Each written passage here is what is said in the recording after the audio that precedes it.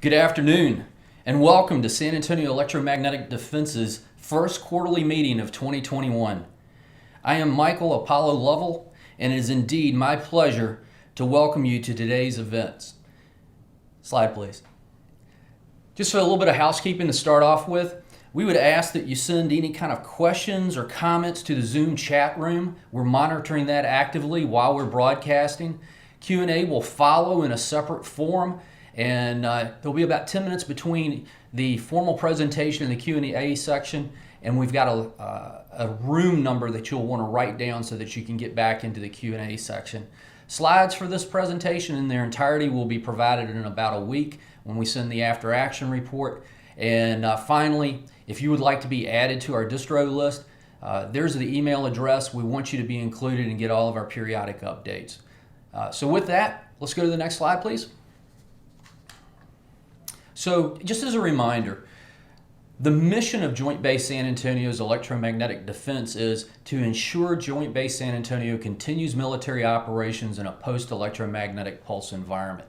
To do so, we've created an EMP resiliency model that is ready to replicate across DoD. Secondly, we want to support a dissuasion strategy to prevent our enemies from seeing EMP as a viable weapon. And third, we're bringing 5G networks into play. We're looking at them from risk and opportunities. Slide, please. So here's our ecosystem. This is San Antonio Electromagnetic Defense from a holistic view. Starting in the center of the screen under General Miller's image, you will see that we have over 400 different volunteers and subject matter experts representing 90 different organizations that have come together to represent San Antonio Electromagnetic Defense and collaborate. It's a government, military, industry, research, and academia focused approach for city and base EMP resilience. We have 4 lines of effort. So if you look to the far left, you see the patch that represents our function.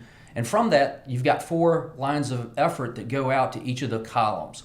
The first column passing through General Miller's image, you will see work groups. And then with each of those work groups, we're focused on deliverables. So from the top of the deliverables column, you'll see that we're initially focused on infrastructure resilience. When we say infrastructure, we're talking about EMP hardened water, waste, gas, electric, transportation, communication. Secondly, we're looking at 5G cellular, that Internet of Things as 5G comes online. And we're going to give you an update today on our DoD 5G experimentation site that's focused on telemedicine and 5G core security. Thirdly, we are focused on policy and education. So we've got an EMD education focus that we call DEMSO, or Domestic Electromagnetic Spectrum Operations. And then fourth and finally, you've got a line of effort that we call recovery readiness. The recovery readiness is producing an annex for our Joint Installation Emergency Management Plan, and we've also got some other products that we're excited to share with you later today. Lastly, I want to identify some of the what I call the think tank, or the genius that makes this P4 relationship work. In the upper left corner, you'll see that think tank, which represents many of the organizations that have come together to help us crowdsource challenges and issues so that we can drive the cost curve down for EMP resilience. There are many that are represented there. If I start naming singular organizations, it becomes kind of a cast of heroes, and I want to be careful because we could just go on for a long time because there are 90 plus different organizations. But there's some key ones that I want to call out. We'll hear shortly from CPS Energy. They're going to give us an update in the infrastructure side of the house.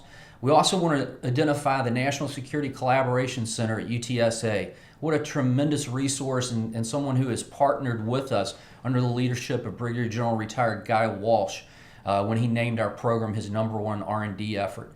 Also, in the upper left corner, you'll see DoD. That DoD image represents the sponsorship that we gained when we were named on May 21st of 2020 as the National Pilot Test Program for Executive Order 13865. And then lastly, I want to identify Southwest Research Institute. They have been so supportive and such great research partners in this effort. So with that, let's go to our next slide. Just a quick overview of our agenda. Immediately following my opening comments and reviewing the agenda, Brigadier General Miller, the Joint Base San Antonio commander, will give her remarks. Then we'll go to Dr. George Baker, who's our keynote speaker today. We'll get updates from each of our lines of effort, being infrastructure, 5G, policy and education, recovery readiness. We'll go over some administrative things, take a few moments to finish with admin, take a short break, and then transform over to our Q&A session.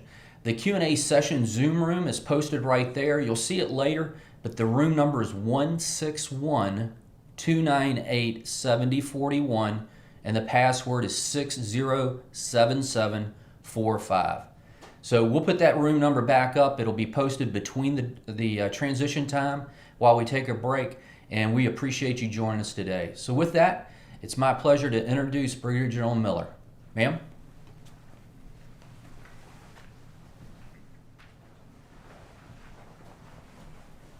Thank you, Apollo. Good afternoon. I am Brigadier General Caroline Miller, Commander of the 502nd Air Base Wing and Joint Base San Antonio. It is my pleasure to welcome you to the 8th San Antonio-Electromagnetic Defense Quarterly Update. Today's event is special because it marks the 2-year anniversary of the creation of Joint Base San Antonio-Electromagnetic Defense Initiative, which inspired the creation of San Antonio-Electromagnetic Defense. What started with one officer on a mission directed by the Commander of Air Education and Training Command has grown into a vibrant collaborative partnership of over 400 individuals, mostly volunteers, representing more than 90 organizations from within our community and beyond. We are proud to have become a key focal point for the national effort to understand and counter electromagnetic threats to the power grid and other critical infrastructure. The winter storm that impacted all of Texas last month drove home the importance of this work the group is doing. What was theoretical to some became a reality to many who faced rolling blackouts, loss of water, and struggled to stay warm for nearly a week of below freezing temperatures. Armed with this experience fresh in our minds, we are determined to continue pressing forward to achieve our goal of a resilient, critical infrastructure in which we can depend on to power our missions, support national security, and stabilize our quality of life. With that, I'm going to turn it over to Lieutenant Colonel Eddie Thumper Stamper, Mission Coordinator for the JBSA-EDI, to introduce our guest speaker. I also want to note quickly that this will be Lieutenant Colonel Stamper's last EDI as he's getting ready to retire. And so we just want to thank you for everything that you've done. It's been a pleasure to just get immersed in your world, and so good luck to you. I know you're going to do phenomenally.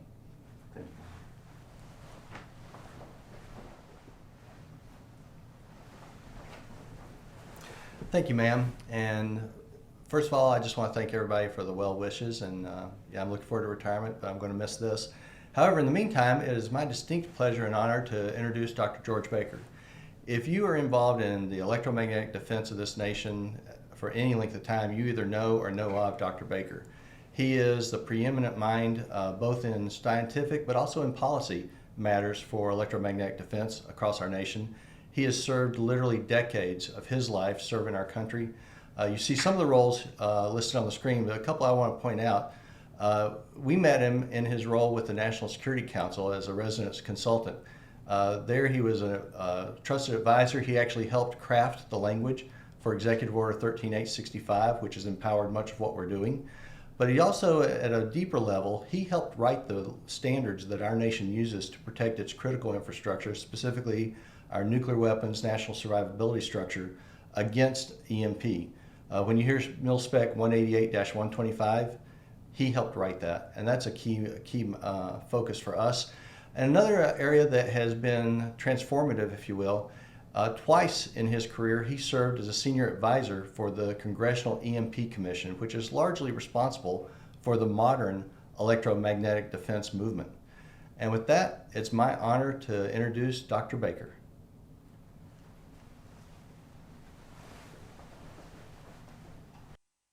Thanks to General Miller and Colonel Stamper for giving me this opportunity to speak this afternoon.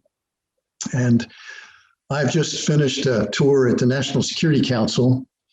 And so my prepared remarks will reflect my perspective, this perspective I gained there sitting at the National Security Council. And but my main point is that thanks largely to the Presidential Executive Order 13865, National Electromagnetic Security, including EMP and GMD, have received substantial attention at the highest levels of U.S. national policy and technical establishments. We've been hampered by the COVID restrictions, the social distancing, but nonetheless, we've made notable progress on the electromagnetic security front. And speaking of COVID, COVID has been a wake-up call regarding national scale disasters.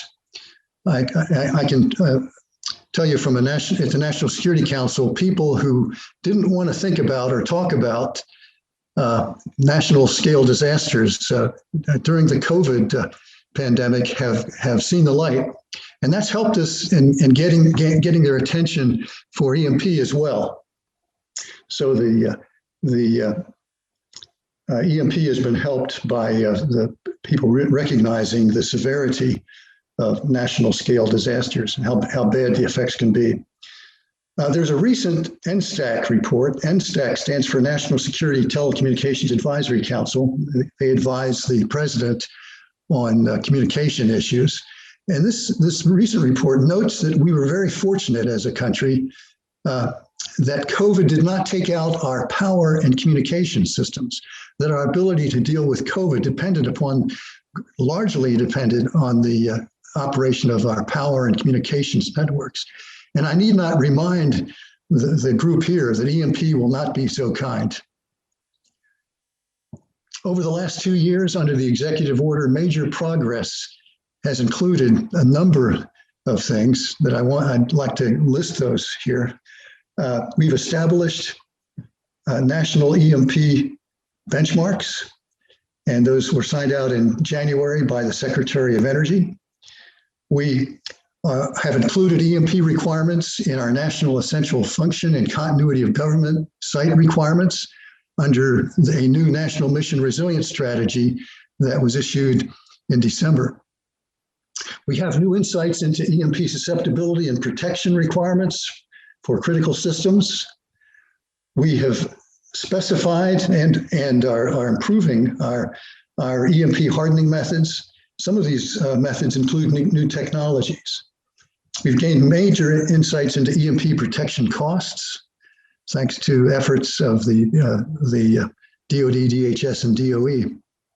And these departments are now cooperating just very well in addressing the significant challenges associated with national EMP preparedness.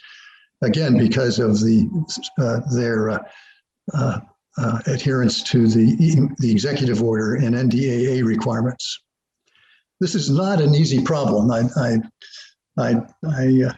It's one that's going to require major cooperation, but it is occurring, and the EMP executive order has really spurred this cooperation.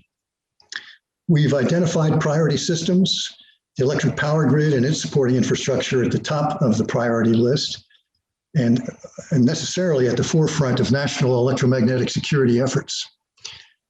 Electric power grid is our most critical infrastructure, but lamentably, it's also the infrastructure that's most vulnerable to EMP and GMD.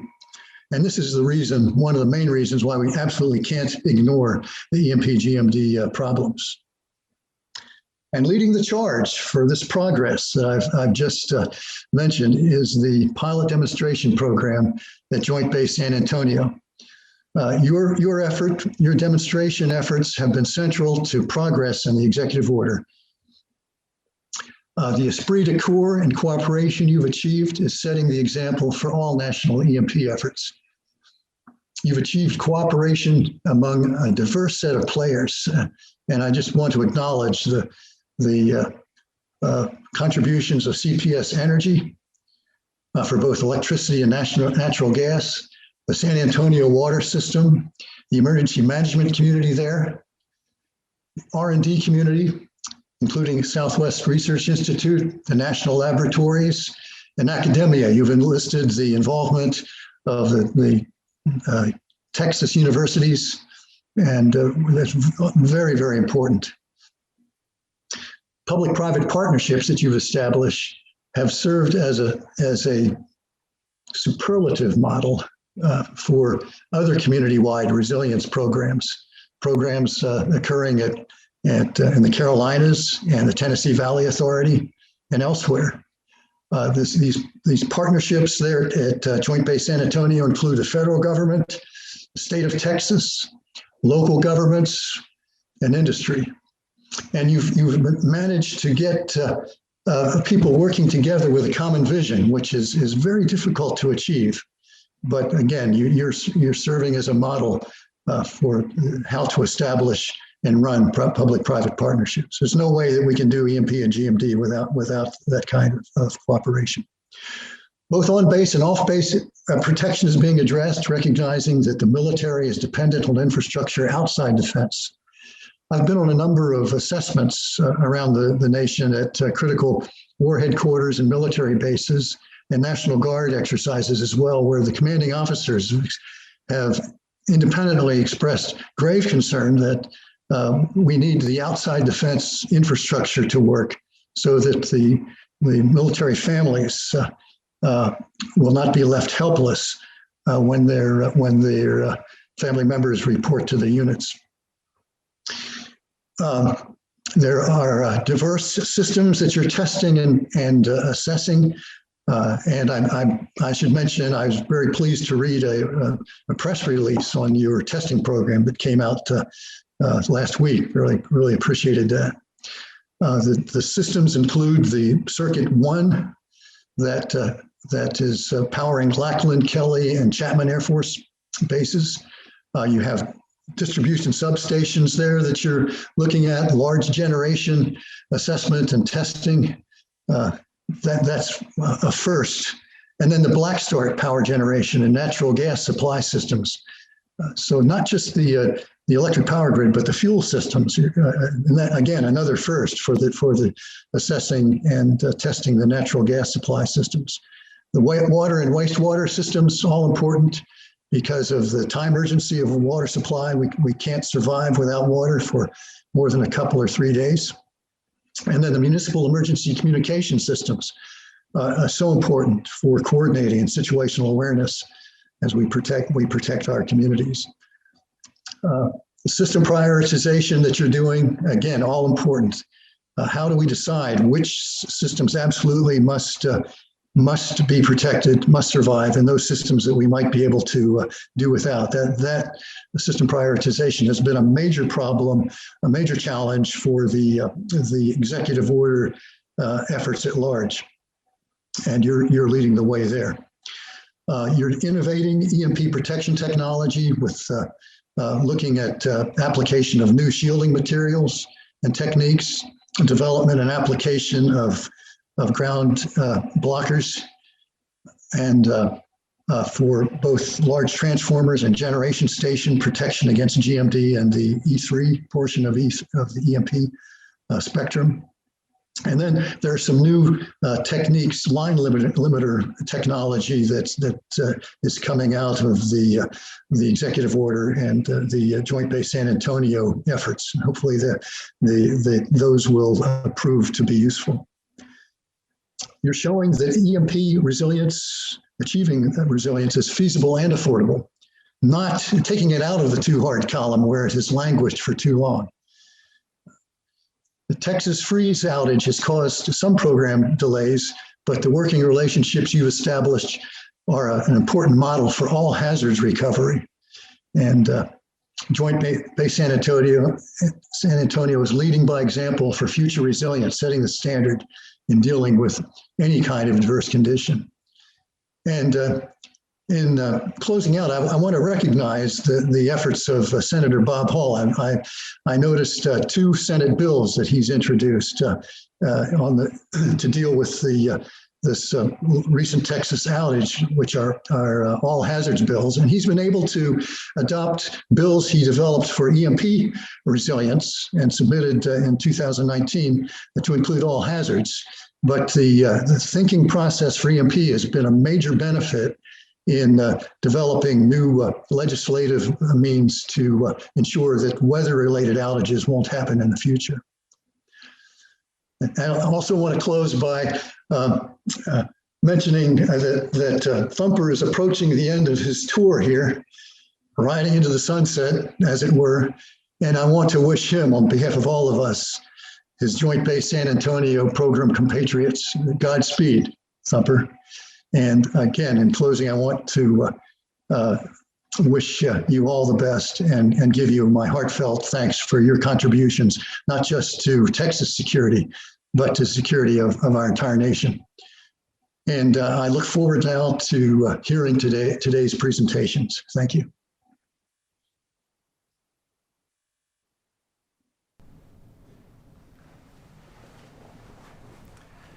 Thank you, Dr. Baker. On behalf of all of SA-EMD, thank you for your support, your advocacy, and on a personal note, thank you for your well wishes in my upcoming retirement. With that, Dr. Baker mentioned a couple things I want to key in on. First of all, Circuit 1, we are going to give you a couple of updates about two of the key ongoing projects with Circuit 1. Also, Dr. Baker mentioned Senator Bob Hall. As it turned out this morning, we had the privilege of giving a tour of a couple of the infrastructures you're about to hear about to a delegation from the Texas legislature, and that was led by Senator Hall, and he and his colleagues are actually with us today with our team observing this broadcast. So welcome to the Senator and everyone from the legislature. With that, next slide, please. One of the cornerstones of Circuit 1 is the termination point, which for us is the POL, or Petroleum Oil and Lubrication Facility at JBSA Lackland. This is an ongoing project, and right now we currently have our first request for quote is on the street. In fact, it closes today. It's been out for about a month, and I'm going to talk to you a little bit about that. But as a good aviator, I'm going to start with pictures. If you look to the right of your screen, you'll see a long picture showing an overhead that shows a couple of areas highlighted in red. One is what we call the fuel farm, and the actual area where the tanks are and where the fuel is managed and is pushed back and forth to the different facilities. Down at the bottom, you have a ramp area, and that's where the C5s are of the 433rd Airlift Wing. If you look at the inserts to the right, you'll be able to see a little bit better blow up of the fuel farm itself. But if you look down on the ramp where the airplanes are, you'll see a series of red and yellow markings around the perimeter and in the center. This is all part of the in-ground fueling structure, and all of this together is what we are planning to harden.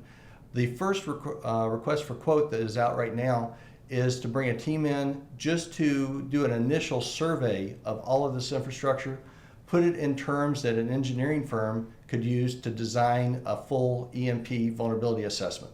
That's where you bring in active transmitters, receivers, and measure the EMP leakage. A couple of items about the contract itself. Once it's awarded, which with it closing today, we expect to have it awarded by the end of March, we have a 60-day turnaround plan to get this field survey completed.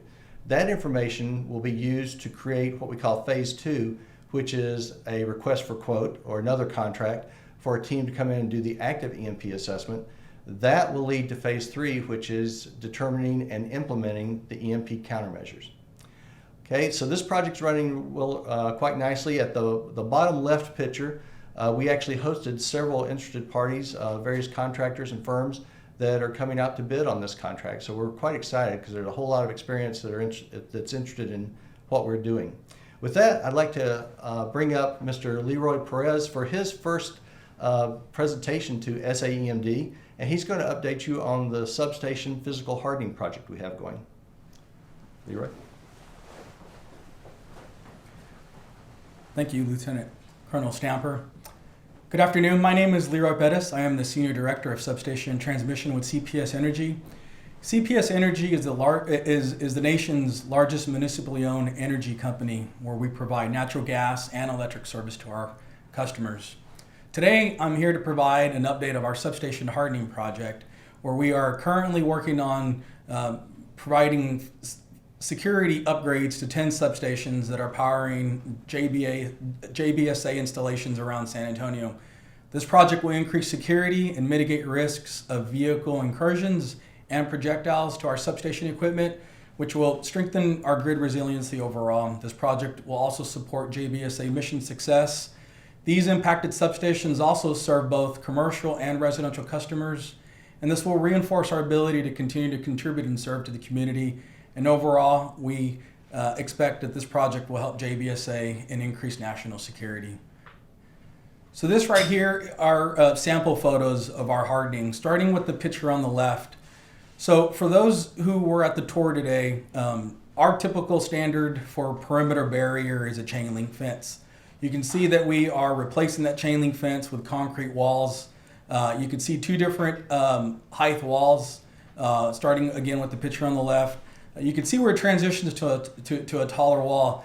That is because we are trying to consider the neighboring facilities and trying to block vantage points from those neighboring facilities into our substations. Moving to the center photo, kind of a similar makeup. You can see there's an 8-foot tall wall running, and then it's transitioning to 12 feet. Similar reasonings there, and you can just make out chain link fence in the center photo, just there on the to the left of the photo. And lastly, on the right is another substation. This is an 8-foot continuous wall height. Same type of construction there, and you can see that chain link fence that is being replaced with this project. Next slide. So this here is just a quick construction update. We're currently, there's again 10 substations. There's several of them that are in construction. Our first site, we have installed all walls. The second site, as of the creation of this PowerPoint, we're close to completion.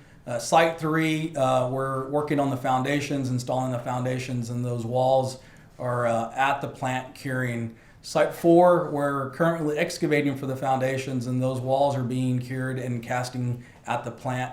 In Site 5, the design is complete. We are awaiting approval of TCEQ for an environmental permit, as this substation is located over our Edwards Aquifer Recharge Zone.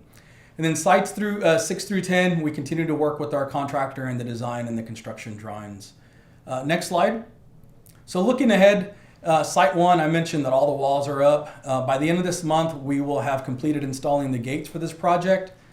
Site 2, we are completing the installation of the walls, and that should have been completed per the schedule last week. This week, Site 3, we're beginning wall installation, and Site 4, we're completing the drilling and pouring of the piers, and we start. That should be completed. Site 5, again, we're waiting on that permit. We anticipate we'll begin construction in April. In Sites 6 through 10, you see a date of October 29th, but that is just between now and October 29th, we'll be completing the designs for those remaining 5 substations. We also continue to review security equipment requirements for this project. And again, all in all, these 10 substations will be completed by April 30th of 2022. And that concludes my update. Thank you.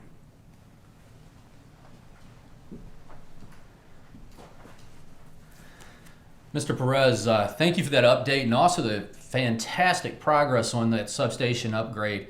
When we think about some of the foundational issues that are increasing the resilience of our power, those substations are critical to it, and having that physical barrier and that physical protection along with some of the other efforts that are in motion there is tremendous. So thanks to CPS Energy, thanks to you, and thanks for sharing with the team today. With that, it's my honor to now segue to our next line of effort. It's 5th generation cellular, or also known as 5G. We call this program 5G Risk and Opportunities. On the opportunity side of the house, we were selected by OUSD R&E, or Research and Engineering, to be a DoD research and experimentation site focused on telemedicine and 5G core security. So today what you're going to have, or what we're going to share with you, is focused feedback on where we're conducting this research, the type of research we're exploring, and to do so, I want to showcase the great team that we have conducting this research. So first up is going to be Dr. Kelly. Dr. Kelly comes to us from UTSA. He joined the team and actually was the inaugural member of our 5G team more than a year and a half ago when he made a presentation to SA-EMD. Since that time, we have recruited him onto the JBSA team, and he is our principal investigator. So with that, I'd like to turn it over to Dr. Brian Kelly. Thank you.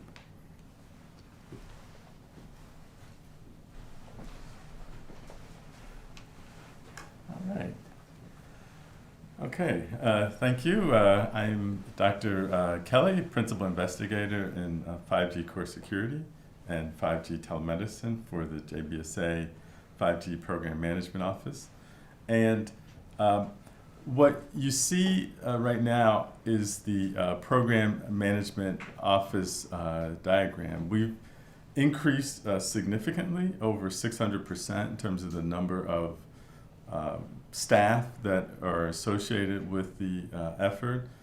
Within the facility, which is the diagram that you see in the upper left, it's a 28,000 square foot facility that houses our core security and telemedicine labs.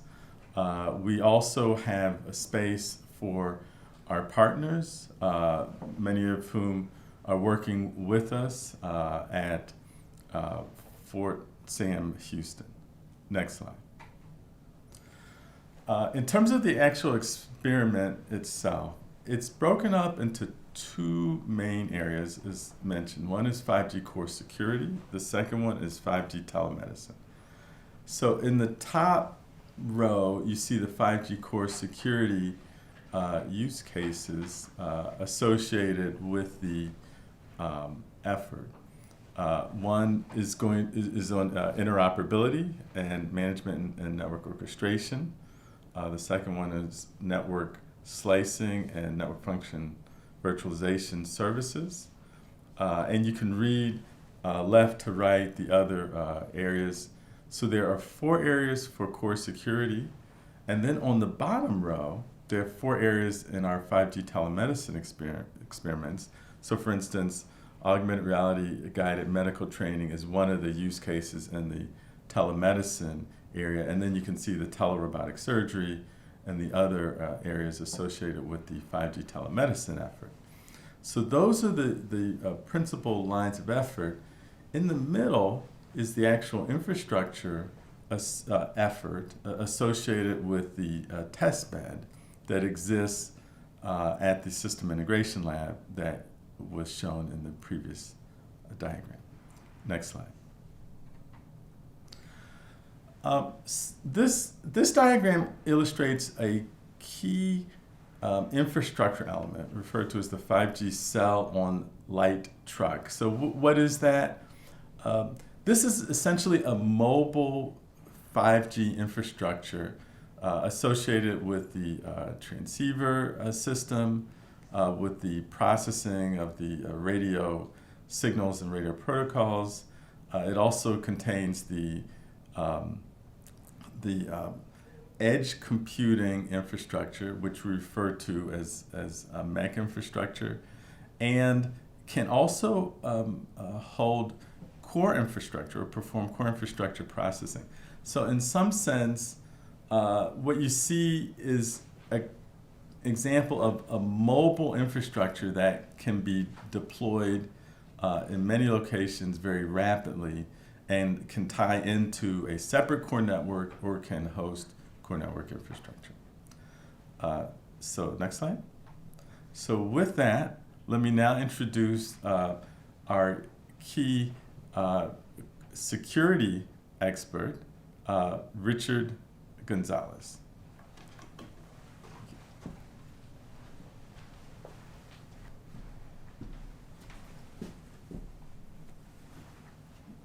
Thank you, Dr. Kelly. Hi, my name is Richard Gonzalez. I'm the 5G Core Security Cybersecurity Lead, and I'm here to talk about the 5G Core Security Experimental Overview. Thank you. The key experimentation objectives of the 5G Core Security are to enable DoD to utilize 5G core network capabilities to operate through different categories of network infrastructure, from friendly to hostile or contested areas. And we can achieve this by hardening the 5G core network through vulnerability assessments, introducing new capabilities and innovative 5G capabilities, and working towards a security assurance framework which enables a more holistic approach to cybersecurity for 5G networks. As such, next slide. With regards to the entities that can affect the infrastructure, these include natural hazards, environmental hazards, malicious actors, and accidents, with malicious actors and state-sponsored actors as the most area of concern. As we begin to move into the 5G space, we can see the core, the MEC, RAN, and the physical layer. The threat landscape reveals significant security vulnerabilities due to complexity, virtualization, decentralized systems and components, which all contribute to the attack surface of the 5G core network. Because of this increased exposure, it is imperative to secure DoD 5G core network operations, as malicious actors have become increasingly sophisticated in their methods to attack these security vulnerabilities. With that said, next slide. So, why 5G core security? In order to take advantage of all the capabilities that 5G can provide for DoD applications, we need to be able to provide end-to-end communication security assurances that operate in a zero-trust environment. This ensures the DoD mission-critical operations can be maintained in the face of malicious attacks, both from internal and external networks. So how do we accomplish this? Next slide. The 5G core security experiment goals include 4 technical areas. 5G interoperability with MANO, which just allows for seamless management of services across multiple networks and vendor cores. Technical area 2 is the 5G core network slicing, network function virtualization, and new services, which essentially is enabling new security capabilities and applications for military networks. Technical area 3, which consists of redundancy and resiliency for 5G cores.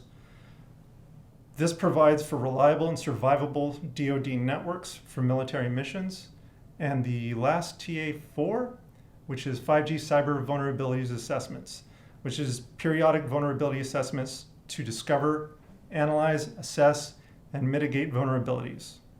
This process hardens 5G core networks over time against identified vulnerabilities. Next slide.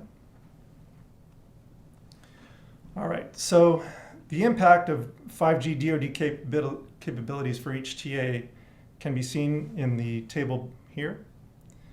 Compliance with 3GPP standards and DoD platform as a service will exist as a layer for developers to build applications and provide capability which benefits all technical areas.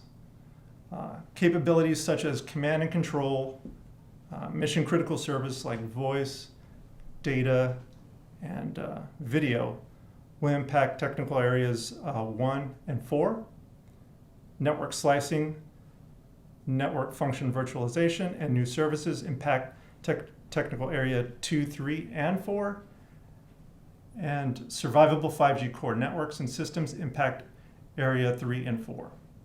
Moving on to the latter part of this presentation, we'll briefly describe each TA. Next slide. Technical area 1, interoperability with MANO, allows for seamless management of services across multiple 5G networks and vendor cores.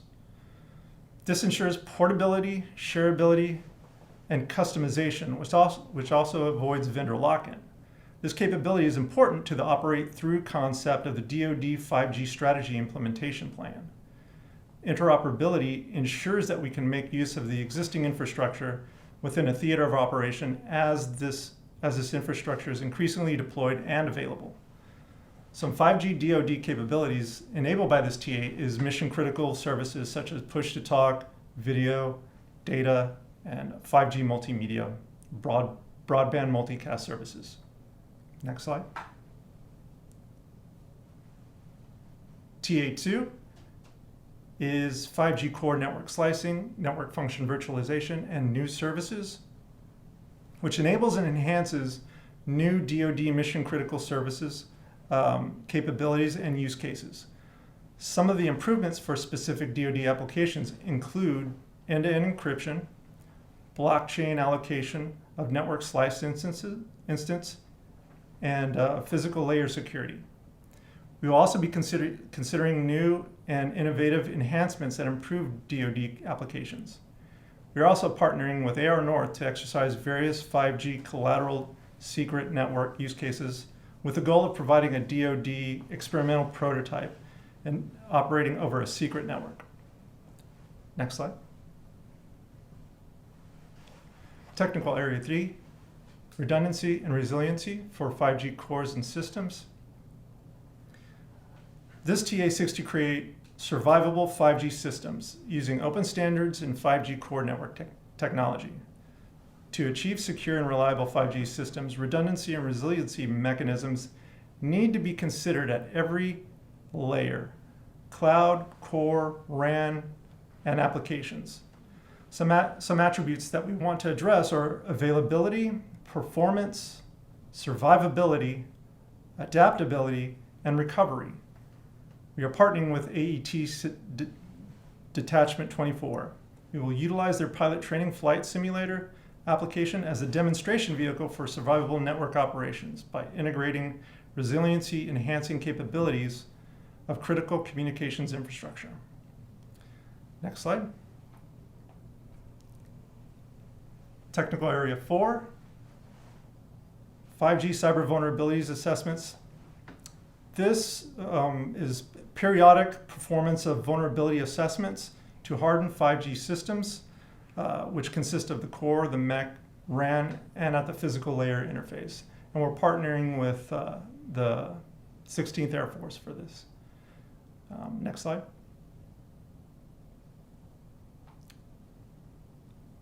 Lastly, we will be using a 3 one-year phased approach of this experiment. Phase 1 involves infrastructure and application framework. Phase 2, application and testing. And lastly, Phase 3, experimenting, exercising, and evaluating. This concludes the 5G core security experiment overview. Thank you. And with that, I would like to introduce Dr. Paul Young to talk about 5G and telemedicine and medical training experiment.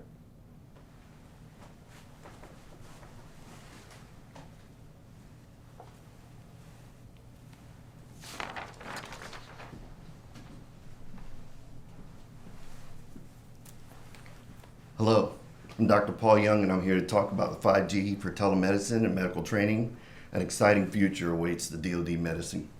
DoD medical community is excited to see 5G-enabled technology become applied to several experiments, programs, prototypes, and use cases which are going to be discussed here today. The optimistic results will benefit all of our military personnel and even beneficiaries as we transition engagements to warfighter support for health and healthcare applications. The potential to have accessible, secure, and untethered applications allows optimal medical global capabilities. We look forward to smartly applying 5G technological resources at any forefront engagement to provide point-of-need care while not jeopardizing more personnel, saving monies, and also provide a crucial capability to maintain medical support skill sets while in garrison or OCONUS abroad in operational or austere environments. It is so important for the DoD medical community to remain in sync with technology and the connectivity of Internet of Things issues like records access, imaging studies, surgical interventions, and reach-back functions. AR/VR capabilities with minimal latency will give us a means to save lives effectively, efficiently, and promptly, making their use a big game changer. Next slide, please. Therefore, a medical steering committee has been established since October of 2020 that includes vested partners from all DoD medical service components. The 5G MSC serves as the first level of strategic vetting for planning, programming, and facilitating medical aspects and issues to engage in emerging technology, which includes future applications for expeditionary medical operations. The committee serves as the initial point of entry for concepts developed through the program element monitors, the points of contact relevant to medical care, technical programs, or future experiment additions that will be discussed in a few minutes. As projects and programs grow, the MSC will remain in function as a senior executive oversight board, much like a board of directors, rather than having a purely technical focus. The MSC's unified subject matter experts, technical consultants, and resource stakeholders have collaboratively listed several medical outcome goals with expectations from 5G. One is to provide quality, efficient healthcare to save lives and maximize preventive medicine. Another, take the opportunity to unify service medical doctrine efforts as a team to link the DoD Health Agency as well as coordinated state departments for resilient and fault-tolerant medicine anywhere in the world. This enhances support to U.S. national interests and maintains national security assurance. Another is to collapse time and space to achieve real-time virtual and digital medical support. We also want to extend medical expertise forward to the operational edge to enhance support for the mobile forces in operational or austere environments. We want to ensure mission and data security for all medical applications, maintain an environment which allows DoD medicine and medical services to practice virtual medicine in the maximum state possible, and finally, to provide an environment that facilitates the injection of new technological applications to support more future telemedicine applications. The MSC's primary points of contact, virtual medical centers, government agency partners, training platforms with educational training programs for surgery, readiness, and medical care components, all will proactively and strategically incorporate their diverse mission sets across Joint Base San Antonio. By recommending and reporting, evaluating end user benefits, and accomplished enhancements made by the secured 5G testing opportunities, the MSC directly supports the Joint Base San Antonio 5G Steering Committee, Chief Program Executive, Executive Program Manager, Principal Investigator, Executive Telemedicine Investigator for all its activities, mission, and vision. For sure, the DoD medical community needs 5G for AR-guided enhanced medical training, advanced telehealth information access, advanced telerobotic surgery, and having secured affiliated forward operational medical support. The 5G prototypes and experiments, which focus on future medical needs and requirements for advanced telemedicine, will definitely optimize DoD medical care. Now I'll introduce Mr. Gerardo Trevino.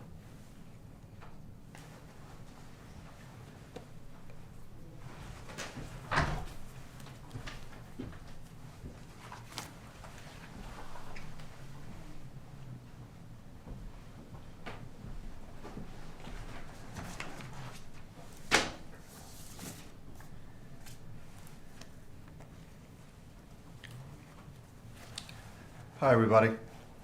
It's an honor to be the son of a doctor and to be able to work in this area. I think we're pretty excited in our team. So right now I'm going to tell you more about these experiments and the goals associated with that. Like Dr. Young mentioned, 5G is going to enable virtual care along with training centers to remotely operate medical training technologies and to remotely perform telesurgery procedures anywhere DoD supports 5G core networks. Next, I will share with you in more detail the 4 use cases to be prototyping these experiments. Please next. The telemedicine use cases in this experiment covers most of the 5G 3GPP standard use cases, which is required to provide secure, resilient, and high-performance telemedicine for DoD medical capability needs. These use cases include ultra-reliable, low-latency communications and enhanced mobile broadband. In the first telemedicine use case, we intend to prototype 5G-enabled AR-guided medical training. In the second use case, we will provide prototype with 5G-enabled remote telerobotic surgery. Third, telemedicine use case will be explore 5G-enabled telementoring via AR for medical procedures. And finally, we intend to investigate 5G-enabled mobile medic environments. Next, we'll take a closer look at each one of the technical areas in a bit more detail. For this DoD telemedicine use case, we intend to increase opportunity for larger classes, remote training and distance learning, flexible instruction access and to reduce data rate latency during training. This is a key area that has been proven critical during our current COVID fight, as we only anticipate for this area to continue to increase its use across the Department of Defense.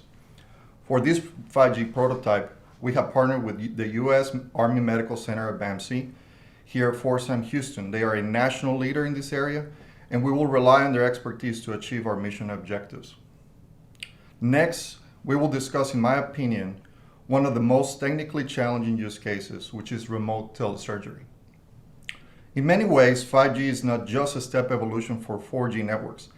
5G is expected to enable, like I mentioned before, ultra-reliable, low-latency communications. And with this, one of the use cases that has the most potential to influence 5G technology and to help it get to a new level, which is 5G advanced remote telerobotic surgery prototyping.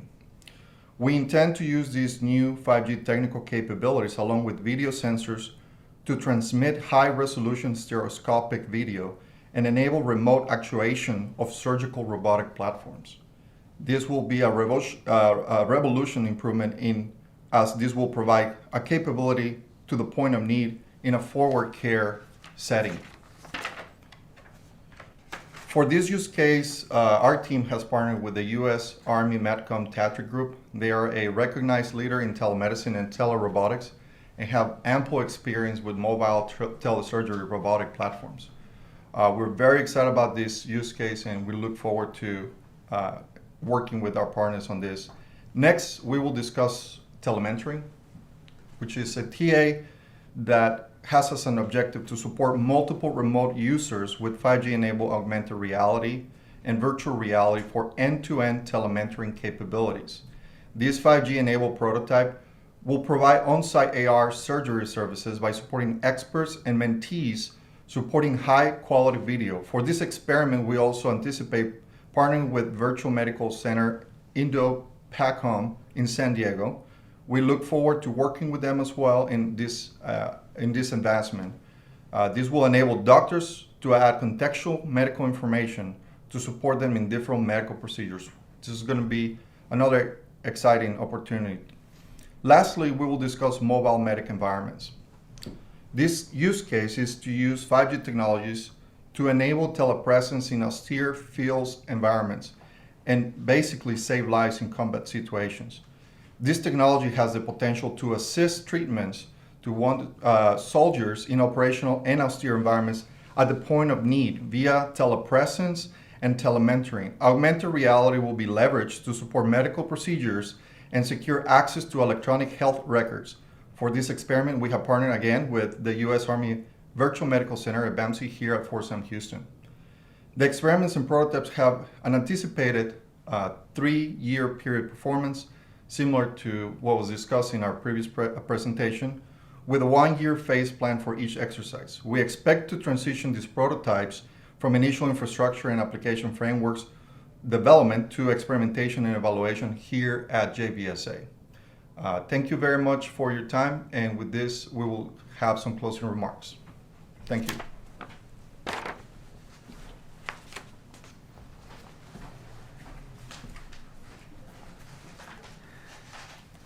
So when I step back and think about the opening presentation that Dr. Kelly gave this forum in May of 2019, when he brought the idea of 5G as a specific line of effort, and now you look to see where we have gone with this experimentation site, the talent that's represented on this team. You saw 4 of the significant leaders that are part of the 5G team today, but I'm very, very proud of a robust team of 20 that are leading this effort on behalf of DoD and Joint Base San Antonio. The presentations that you saw today are our deepest assessment, or not assessment, but a deepest sharing of this information since our industry days on these products. And we're really excited about the prototypes they'll develop. So with that, I want to go ahead and transition now from line of effort 2 to line of effort 3, our policy and education. And I ask you to go ahead, next slide, great. So our policy and education side of the house, we call it DEMSO, or Domestic Electromagnetic Spectrum Operations. We believe we're the first in the nation to coin that term. Electromagnetic Spectrum Operations, or EMSO, is a very well-known military term, but few have put the preface of domestic in front of it, hence DEMSO. So with that, it is indeed my pleasure to invite Dr. Patty Gippert up, as she was one of our inaugural members of this team, and she's going to give an update today on where we're at with DEMSO. Dr. Gippert?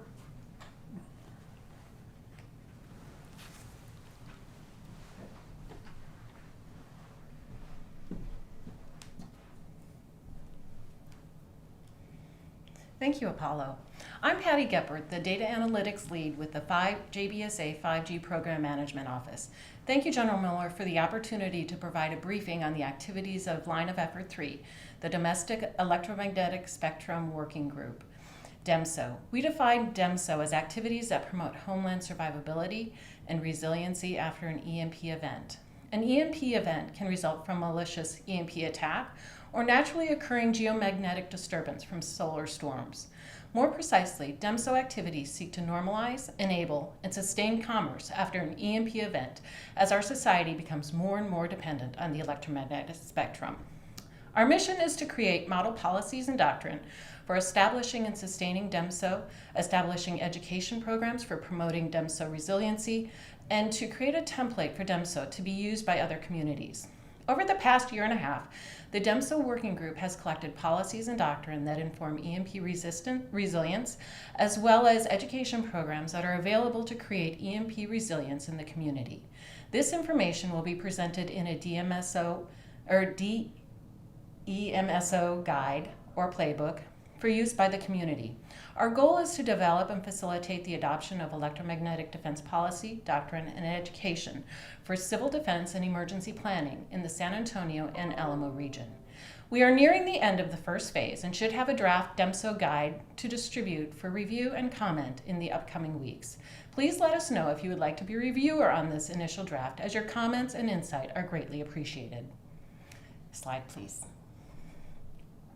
The DEMSO guide is written with the understanding that meaningful action for creating EMP resilience starts with the local community.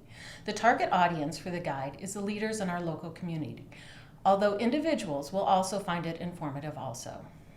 The guide is broken down into chapters, slide please, that describe the threat, policies, doctrine, and education that can be used to inform appropriate actions for EMP resiliency. It concludes with a chapter on how you would use this information to implement DEMSO in the community. Finally, the appendix is a compendium of all the information that we have collected for your easy reference. Slide, please. In previous SA-EMD quarterly meetings, our working group has presented on the status of various sections of the guide. Today, I will be presenting our framework for DEMSO education, an EMP-GMD resiliency maturity model. This model was built by capturing the emergency management activities described in the FEMA National Response Framework, then making them specific for an EMP event, and overlaying them on a maturity model to provide guidance on achieving EMP resilience. The National Response Framework is well known to local government and emergency managers. It provides a framework for building community preparedness and resilience to all hazards. The idea being that resilience is a community-led initiative, and a resilient community makes a resilient nation. The framework is divided into 5 mission areas: prevention, protection, mitigation, response, and recovery. Each mission area has core competencies that inform activities within the mission area. There are 3 core competencies that are common amongst all mission areas: planning, public information and warning, and operational coordination. For our framework, we removed prevention because by definition, prevention pertains to preventing an imminent terrorist attack, which is not directly applicable to this initiative. Keep in mind, however, a nation that is EMP resilient communities can act as a deterrent. Nation states are not likely to mount an EMP attack if it is not going to have the intended effect. In addition, we added awareness. This is because the threats and impact of EMP events are not widely known within the civilian community and require specific activities to heighten awareness. Protection focuses on EMP protective solutions, specifically against EMP events, while mitigation focuses on activities to reduce the impact of the most likely and disastrous effect of an EMP event, long-term power outage, due to widespread electrical grid failure. Not just a power outage of a few days, as we recently saw in San Antonio, but potential for long-term electrical outage that lasts for weeks or even months. However, if you're prepared for an extreme power outage, you are definitely prepared for a shorter-term outage like the ones that we just experienced. Response and recovery focus on grid reconstitution and life-saving support and return to a new normal way of life. Slide, please. This is a three-dimensional visualization of our EMP-GMD resiliency maturity model, lovingly referred to by our working group as the Rubik's Cube. The mission areas are listed along the front on the y-axis, the organizational level on the z-axis, and the maturity level across the top. The inclusion of maturity level is what distinguishes this as an educational framework. Each ed level has specific characteristics. An organization can be assessed to determine their maturity at even given mission area, and educational training activities can be used to advance through the levels. Slide, please. Here are some examples of how the EMP-GMD resiliency maturity model can be used. This is a build slide that shows the characteristics of each maturity level for each mission area at each organizational level. For example, at the individual level, protection maturity continuum ranges from a low, you have no EMP protection on electronic devices and appliances, to exceptional, your electronic devices and appliances and main fuse box are EMP protected. Educational activities include inventorying your current electronic devices and appliances to understand how they would be affected by an EMP event, and research protection options, and then procuring the appropriate protections. Mitigation is essentially preparing for a long-term power outage. On the low end, you have no extra supplies. On the high end, on the exceptional end, you have supplies that last for up to a year. Now, most families don't have the resources or space to be exceptional in this category. That's where the community comes in. Build, please. Community. This chart describes community actions. Here we define community as groups of individuals or families that come together based on proximity or shared values. Think neighborhood associations, church groups, school groups, etc. These activities describe how individuals and families can come together as a community group and the activities they can perform to become EMP resilience as a community. Slide. Here, organizations are described as businesses, but also military installations. At this organizational level, it is important to know the threat impact of an EMP event on your business and factor that into your business continuity plan. But it is also important to make sure that your employees are prepared. If your organizational EMP response and recovery plan involves your employees, you better make sure they are going to show up. During and after an EMP event, they are going to be focused on their home and family before your business. Slide. According to FEMA, preparedness for any disaster should be led by the local government and emergency management office. Therefore, my takeaway here is that local government needs to include EMP events and long-term power outage in their emergency planning scenarios. Slide. Moving from one maturity level to the next involves assessment to determine the level you are currently at and the education and training required to move to the next level. The DEMSO Guide Appendix has references for some of these educational and training materials. In the case there are no materials available, the maturity model can inform the next steps. Slide. In closing, I just wanted to mention that in the fall of 2020, FEMA released a notice of funding opportunities for proposals focused on building resilient infrastructure in communities. This program invests in a variety of pre-disaster mitigation activities with a particular interest in infrastructure and community lifeline projects. This is a potential source of funds for communities to build EMP resistance. Slide. Thank you for your time. Please contact us if you're interested in being an initial DEMSO guide reviewer or if you'd like additional information on DEMSO working group activities. Back to you, Thumper.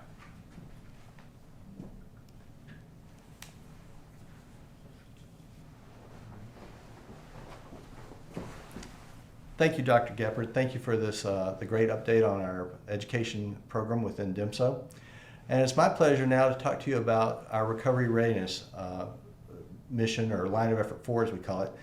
We recently changed the name to recovery readiness. At one point, for a long time, we called it recovery and reconstitution. A lot of you have probably heard it in those terms. But we realized readiness is really what we're talking about, and it's taken on a lot more meaning here lately given our recent events with weather. And we'll talk about that a little bit more as we press on. Next slide.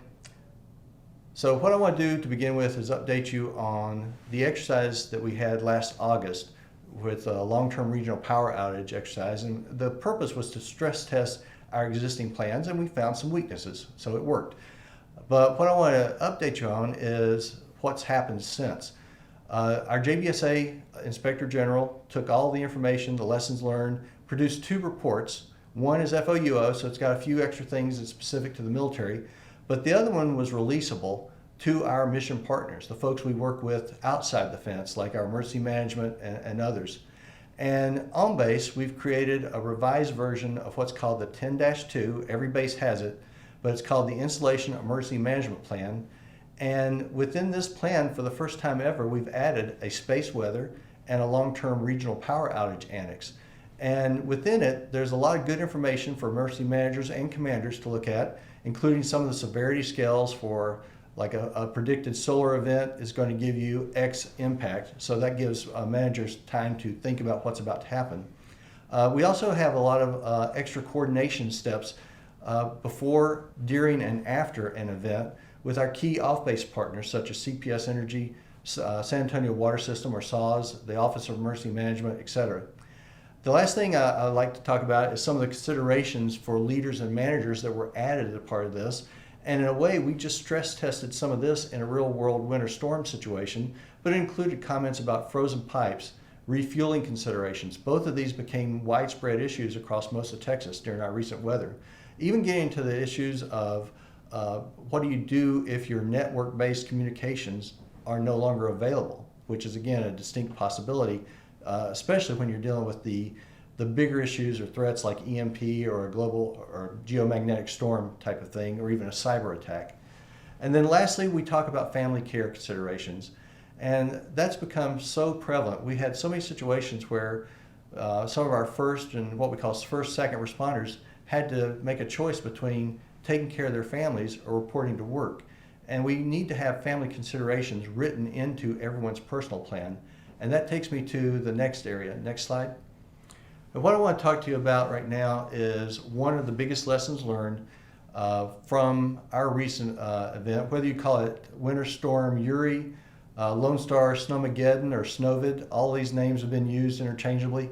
We had a really bad weather event, something that no one in anyone's lifetime around here can remember seeing in Texas. You know, we've had snow once in a while, but to have almost a week of below freezing temperatures was something that we just weren't ready for. It's not predicted, it's outside the norm, and some of our infrastructure couldn't handle it very well. One of the things we realized is there's a glaring difference between those who are basically individually ready and those who aren't. And another point, organizational readiness. You know, when you think about SA-EMD, we focus on big picture stuff like infrastructure. We focus on big organizational considerations. But organizational readiness depends on individual readiness. Can our soldiers, sailors, or in the case of our off-base partners, can our repair crews actually report to work? Are our families ready for us to go without normal infrastructure for a while? So one of the things we want to go ahead and kind of advance, something we've been planning all along, was to discuss individual readiness in terms of SA-EMD. This is something that, while it may take us years to reach our goals with infrastructure readiness, this is something that can be done right now with our members, with our families, you know, within months. Yeah, our next quarterly update is tentatively planned for June. By June, everybody that's watching this could make changes in their own individual readiness for their family. The National Infrastructure Advisory Council did a study and published a report and noted that several states have made it a goal or a policy that every family has 14 days of food and water stored up. This is opposed to the traditional national standard that FEMA posts and still posts of 3 days of food and water. We've had a lot of lessons learned from superstorms to earthquakes that 3 days maybe isn't enough to get you the help. And I can just tell you, in the case of our big snowstorm, some of the folks we're counting on to come help us, they were stuck themselves for the better part of a week. So we're encouraging folks to take a nice long look, and one of the things we want to provide you is just a list of good solid resources. If you've never really looked at individual or family emergency readiness, these are good sources that you can start with. You know, ready.gov is just an outstanding resource. You find it's published by FEMA, but they give you so much good information and good places to start, from shopping lists to, we stay away from the word prepping because of connotations. We think of it as emergency readiness, but the things that you want to have on hand and even ways to do it. They talk about generators. We've got some links here where you can go and learn more about generators. A lot of folks contacted us as soon as this was over. They want a generator. Well, a generator can be a good thing, but I will just tell you, there were some people who died during our snow event, and some of it was because they didn't know how to use a generator, or they used other things that they shouldn't have used in a home. They were not prepared for this type of situation. Do your research, know what you're getting, what type of fuel for your situation, what size do you need, what's the maintenance? You know, there's different maintenance requirements for a gasoline versus diesel generator. So just think about those type of things. Also, we ask you to think about water. You know, that is critical. The reality is we can all do without food for weeks, whether we like it or not, but we can only do without water for a few days. What kind of backup water systems do you have?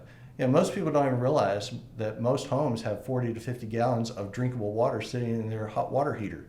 And you can drain that, assuming you've done maintenance on your water heater and it's still drainable. But that's a source that you can find, and there are resources that will give you clues on how to generate or find water, as well as just other food resources. One thing I want to highlight, this is provided by the government, free of charge, but it's an app that you can put on your phone, whether it be an iPhone or Android, and it's from FEMA, and it goes through a lot of these type of resources. So in closing, and this for me really is closing, this will be my last SA-EMD, I want to leave you with just this. This is where we ask that you, at the organizational level and just at your personal level, the fact that you're watching this tells me that you already have an interest in resiliency at some level. Take it to the next level and get your family and yourself resilient. And that starts with individual readiness. With that, I'm going to turn it back over to Apollo for some admin items and General Miller's closing comments. And thank you all. It's been a great trip for me, and I really appreciate everybody who's been part of this. Thank you.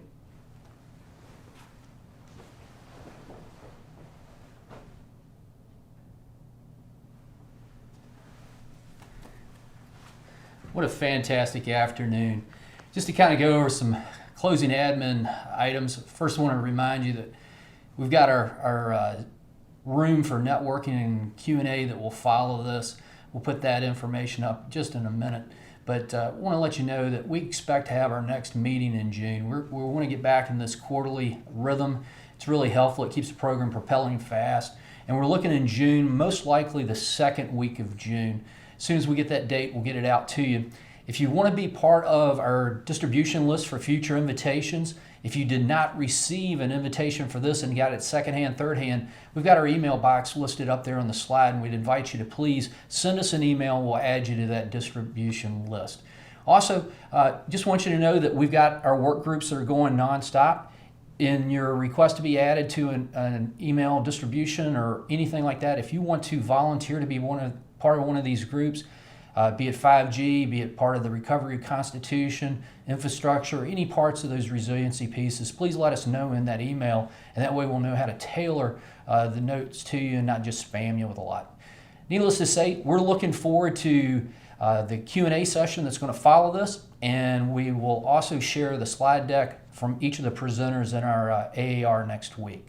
So before we get to the Q&A session, I want to turn it over to our commander, Brigadier General Caroline Miller, for her closing remarks.